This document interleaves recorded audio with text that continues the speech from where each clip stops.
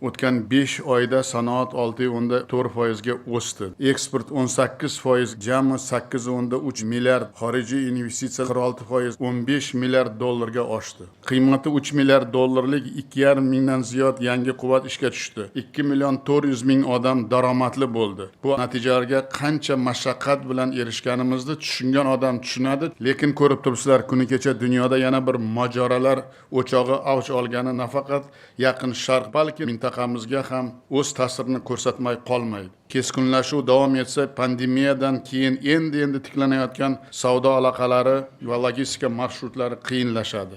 Tinchlik, adolat va inson qadrini ulug'lashga bo'lgan ehtiyoj har qachongidan ham oshib bormoqda. Shu bois har bir hokim hududdagi, vazirlar esa tarmoqdagi imkoniyat va xavflarni oldindan ko'ra bilib, proaktiv, ya'ni topshiriq kutmasdan o'zi tashabbus ko'rsatib ishlashga o'tishi shart. Yil boshidan 867 ta og'ir mahallaga suv chiqarish uchun 1.4 trillion so'm berildi. Buni hisobiga 662 ming xonadondagi jami 80 ming gektar tomorqaga 25-30 yil ichida ilk bor suv yetib bordi. Lekin daromad ekin ekib 2-3 marta hosil olishni ularga kim o'rgatyapti?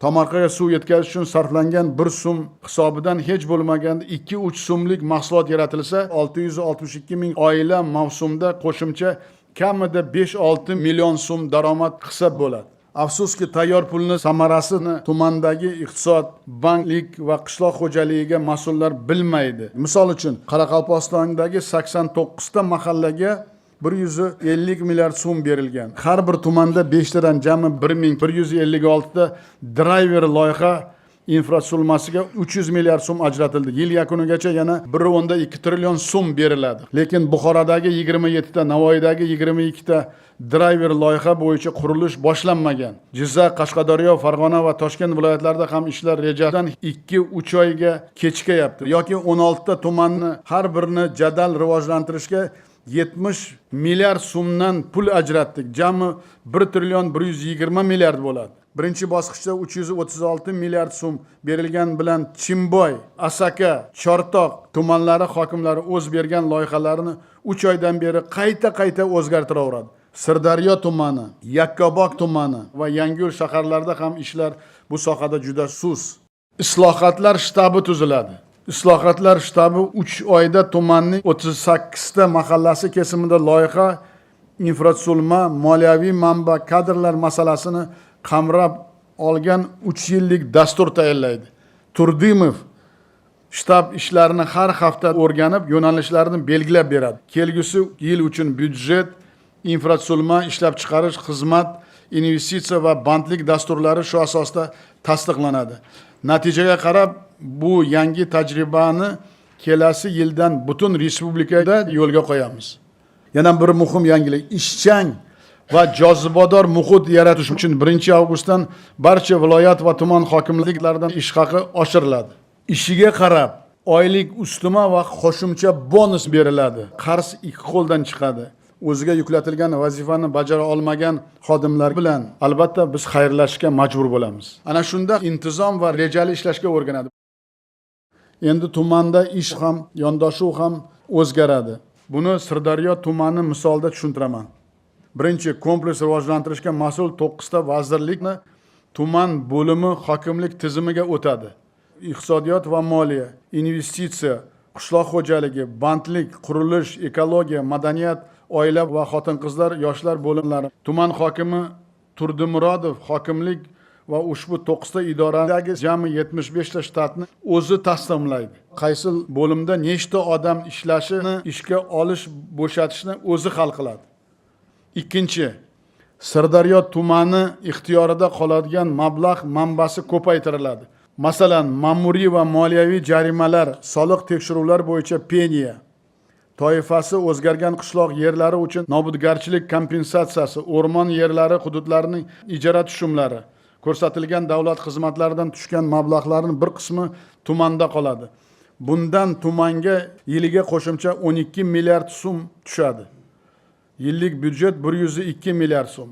Endi hokimda 4 ta o'rinbosar qoladi rayonda. Rivojlanish rejasiga qarab qaysi masalada o'rinbosar bo'lishini hokim belgilaydi. Misol uchun Turdimurodov kelgusi 3 yilda turizm, servis va logistikani tumanning asosiy driverlari sifatida ko'ryapti. Shu bois uning iqtisod bo'yicha o'rinbosari bir vaqtning o'zida turizm, servis va logistikaga mas'ul bo'ladi.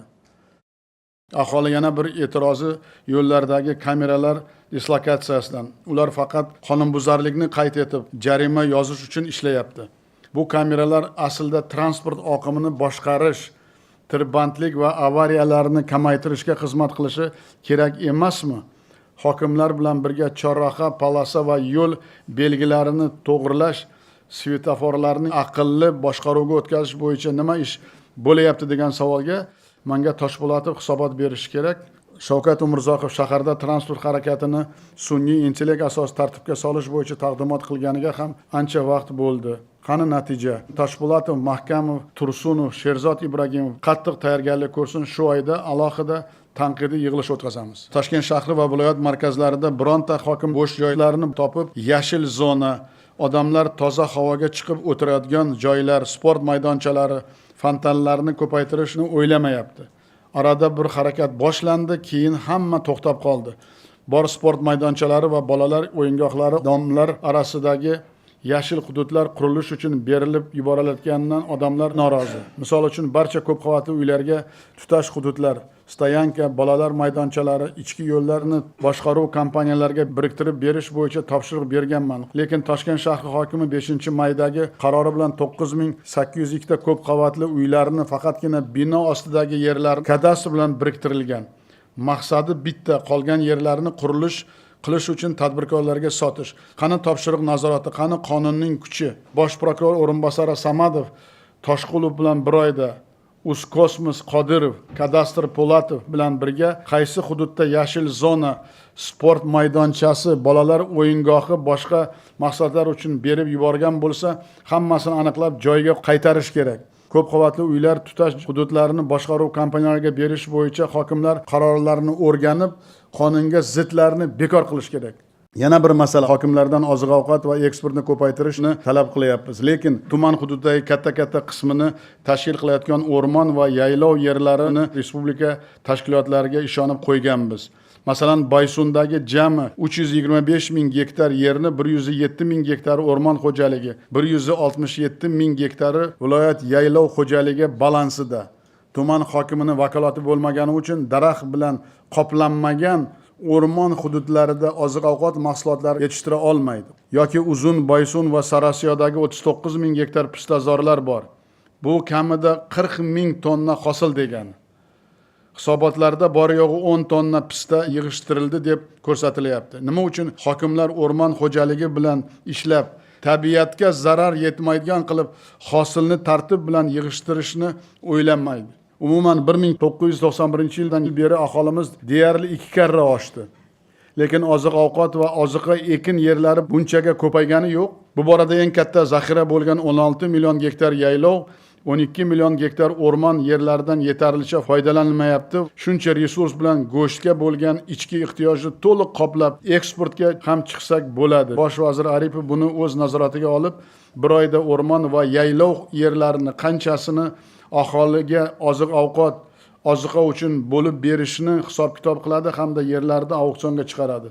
Shuningdek, yaylov va o'rmon yerlarini olayotgan fermer va chorvadorlarni aylanma mablag'ni hal qilib beramiz. Bu yerlarda hisobidan qancha go'sht, qancha oziq-ovqat mahsulotlari yetishtirish bo'yicha har bir hokimga reja tasdiqlab, natijasi narx-navoni oyma-oy so'rov qiladi.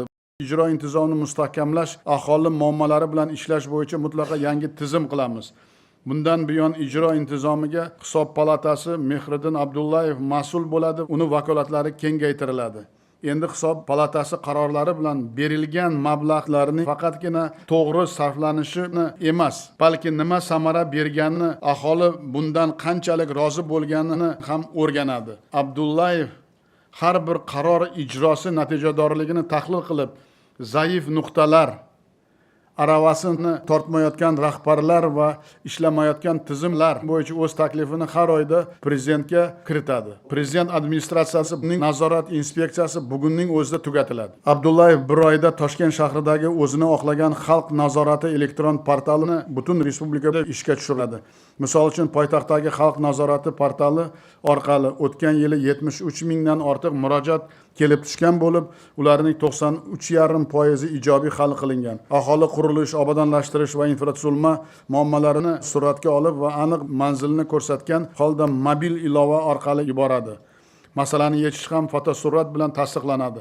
Ularni qanchalik tez va sifatli hal etishga qarab hokimlar faoliyatiga kunlik baho berilyapti. Bu tizim murojaatlarning yagona platformasi bo'ladi va unga barcha vazirlik, idora, hokimliklar ham ulanadi. Xalq qabulxonalari tizimi ham aholi dardini eshitib, masalalarni hal qilish o'rniga murojaatlarni davlat tashkilotlariga taqsimlovchi dispetcherga aylanib qoldi. Misol uchun o'tgan yili virtual qabulxona va xalq qabulxonalariga yuborilgan murojaatlarning 55% ijobiy hal etilmagan. Murojaatlar hal bo'lmagani uchun ijtimoiy tarmoqlar orqali chiqishlar ko'paygan. Vazirlar va hokimlar murojaatlarga yechim bermasa, odamlar dodini kimga aytsin? Misol uchun 1000 ga yaqin murojaatda prezidentning shaxsiy qabuli so'ralgan. Har bir murojaat ortida inson taqdiri, uning dardi va umidi turganini unutmasligimiz zarur. Xalq qabulxonalarining barcha xodimlari bugundan boshlab ishdan bo'shatiladi va masalani hal qila oladigan tishi bor fidoyi kadrlar bilan to'ldiradi.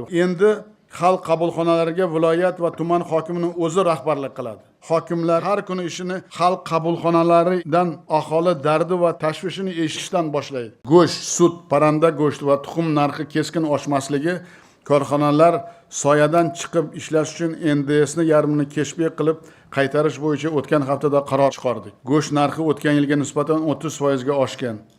Norqobilov va hokimlarda bahona qolmadi.